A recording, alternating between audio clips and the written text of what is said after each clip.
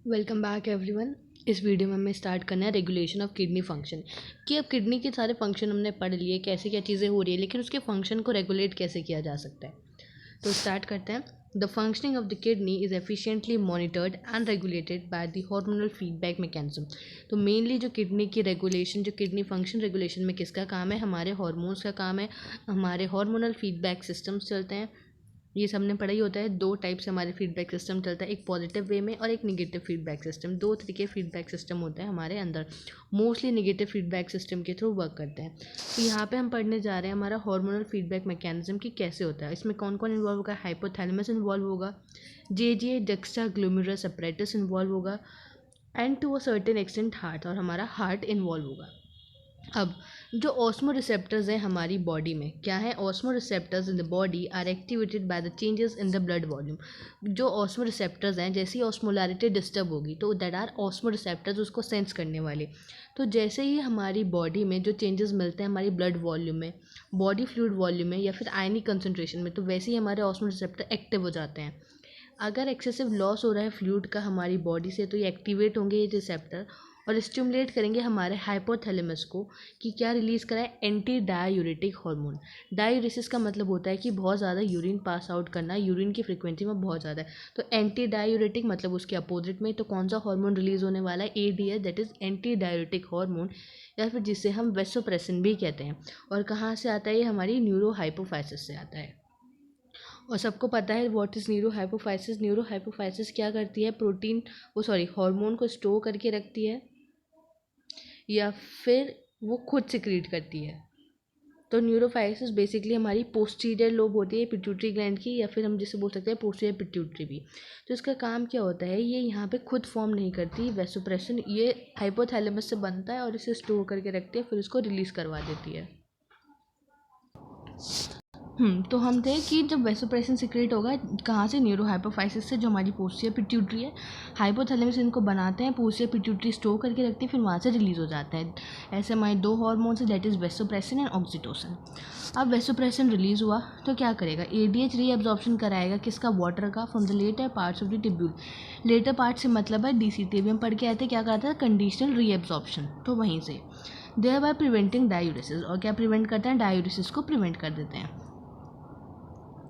Next है हमारा कि अगर बॉडी फ्लूइड वॉल्यूम, ये क्या होगी, हमारी बॉडी फ्लूइड वॉल्यूम इंक्रीज हो जाएगी और रिसेप्टर्स क्या हो जाएंगे, स्विच ऑफ हो जाएंगे, और एडीएच का सक्रेशन भी क्या हो जाएगा, सप्रेस हो जाएगा।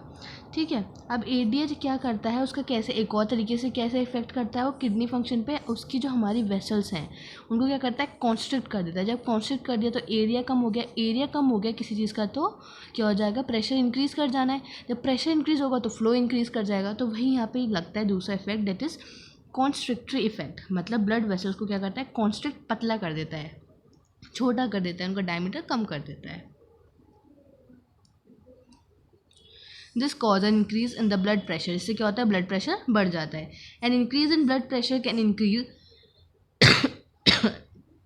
Sorry increase in blood pressure, जैसे ही ब्लड प्रेशर बढ़ता है तो ग्लूमेरुलर ब्लड फ्लो भी बढ़ जाता है और जीएफआर हमारा वापस से क्या होता है, नॉर्मल पहुंच जाता है। तो एक यहाँ पे हमने पहले रोल पढ़ा हमारा हाइपोथैलेमस का, वहाँ से एडीएच आया। नेक्स्ट हम पढ़ेंगे JGA, that is juxta glomerular apparatus. The JGA plays a complex regulatory role. जो जेजीए होता है वो एक कॉम्प्लेक्स रेगुलेटरी रोल प्ले करता है। अगर जीएफआर में फॉल हो जाए, ब्लड में, ग्लोमेरुलर ब्लड फ्लो प्रेशर में, या जीएफआर में, तो जो ये सब चीज़ें डिक्रीज होती हैं, इनका फ्लो कम होता है, तो एक्टिवेट करते हैं जेजी सेल्स को, ताकि क्या रिलीज हो सके, रेनिन रिलीज हो सके। तो जेजी सेल्स कहाँ पे लोकेटेड होता है, हमारे डीसीटी में लोकेटेड होता है हमारे जेजी सेल्स। तो विच कन्वर्ट्स, जो क्या कन्वर्ट करते हैं, एंजियोटेंसिनोजन को किस में कन्वर्ट करते हैं, जो हमारे ब्लड में होता है एंजियोटेंसिन एंजाइम है, उसको कन्वर्ट करते हैं एंजियोटेंसिन 1 में, वो फर्दर कन्वर्ट होता है एंजियोटेंसिन 2 में। अब एंजियोटेंसिन 2 क्या है, ये भी एक पावरफुल वेसो कंस्ट्रिक्टर है, मतलब वेसल्स को क्या करेगा, कॉन्स्ट्रिक्ट कर देगा। जब वेसल कंस्ट्रिक्ट हो जानी है, एरिया डिक्रीज होना है, प्रेशर बढ़ जाना है, तो ग्लोमेरुलर ब्लड प्रेशर क्या होगा, बढ़ जाएगा, इसलिए वहाँ पे जीएफआर भी नॉर्मल हो जाएगा। अब जो एंजियोटेंसिन सेकंड होता है वो एक्टिवेट करता है एक और दूसरा काम, क्या है, एक तो उसने वेसल को कॉन्स्ट्रिक्ट कर दिया, दूसरे तरीके से क्या करेगा, वो एक्ट करेगा, एक्टिवेट कर देगा एड्रिनल कॉर्टेक्स को, क्या रिलीज करवाने के लिए, एल्डोस्ट्रॉन रिलीज कराने के लिए। जब एल्डोस्ट्रॉन रिलीज होगा तो एल्डोस्ट्रॉन करेगा रीअब्जॉर्प्शन सोडियम का और वाटर का, कहाँ से, distal part of the tubules, DCT से। इससे क्या होगा, हमारा जो ब्लड प्रेशर है बढ़ जाना है, जीएफआर भी बढ़ जाएगा। ये कॉम्प्लेक्स मैकेनिज्म जनरली इसे कहा जाता है रेनिन एंजियोटेंसिन मैकेनिज्म। क्या कहा जाता है? Renin angiotensin mechanism.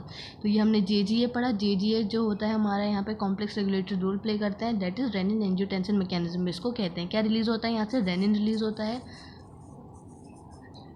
जो किस पे काम करता है? रेनिन आता है, फिर वो रिलीज़ करता है रेनिन जो एंजियोटेंसिनोजन को कन्वर्ट कर देते हैं एंजियोटेंसिन 1 में, फिर एंजियोटेंसिन 1 कन्वर्ट होता है एंजियोटेंसिन 2 में। एंजियोटेंसिन क्या करता है? 2 तरीके से काम करता है, वेसल को कॉन्स्ट्रिक्ट करता है या फिर एक्टिवेट करता है एड्रिनल कॉर्टेक्स को, जहाँ से एल्डोस्टेरोन रिलीज होता है और वापस से जीएफआर क्या हो जाता है? नॉर्मल हमारा आ जाता है।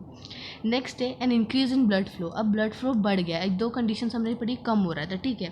अब ब्लड फ्लो बढ़ गया है बहुत ज़्यादा एट्रिया ऑफ द हार्ट, जिसकी वजह से क्या होगी, वहाँ से एक फैक्टर रिलीज होगा, that is atrial नाइट्रोयूरेटिक factor, ANF जिसे कहा जाता है। एएनएफ कॉज करता है वेसो डायलेशन। अभी तक हम वेसो कॉन्स्ट्रिक्शन पढ़ रहे थे, अब क्या होगा? वेसो डायलेशन, डायमीटर बढ़ जाना है। तो डायमीटर बढ़ गया तो प्रेशर क्या हो जाएगा? डिक्रीज हो जाएगा। एरिया बढ़ चुका है यहाँ पे, जब प्रेशर डिक्रीज हो जाएगा तो फ्लो भी डिक्रीज हो जाएगा। वहाँ पे उसके किस फ्लो से वो चीज़ आ रही है, तो thereby decrease the blood pressure decrease हो जाएगा। एएनएफ मैकेनिज्म क्या करेगा? एक्ट करता है किस पे? चेक रखता है वो रेनिन एंजियोटेंसिन मैकेनिज्म पे। तो 3 तरीके से रेगुलेशन पड़ा, एडीएच के थ्रू, एडीएच रिलीज हो रहा था एंटी डायरेटिक हार्मोन, फिर जेजे का देखा, रेनिन एंजियोटेंसिन मैकेनिज्म देखा हमने, फिर उसके बाद हमने देखा एएनएफ का फैक्टर। तो इस तरीके से हमारी किडनी क्या करती है? रेगुलेट, उसके फंक्शंस रेगुलेट होते हैं। बेसिकली हमारे उसमें कौन इन्वॉल्व है? हार्मोन की फीडबैक सिस्टम इन्वॉल्व है, सारे हार्मोन है। और हार्ट का रोल था, हार्ट का रोल भी किससे था? एएनएफ आ गया। एएनएफ भी एक हार्मोन हुआ, एट्रियल नाइट्रोटिक फैक्टर जिस तरीके उसको कहा जा रहा है, वो क्या करा रहा है? वेसोडायलेशन करा रहा है, ब्लड प्रेशर घट जा रहा है। तो ये ऐसे होता है हमारा किडनी फंक्शन रेगुलेशन। इसको एक बार पढ़ लेना, अगर कोई डाउट आए तो मुझे बता देना। इस वीडियो में यहीं रखते हैं, नेक्स्ट वीडियो में स्टार्ट करेंगे मैच्योरेशन से। मिलते हैं नेक्स्ट वीडियो में, तब तक के लिए thank you and bye bye. और कुछ चीज़ नहीं समझ आती तो कमेंट में ज़रूर मेंशन कर दिया करो, मैं उस चीज़ को दोबारा समझा दूँगी। Bye bye.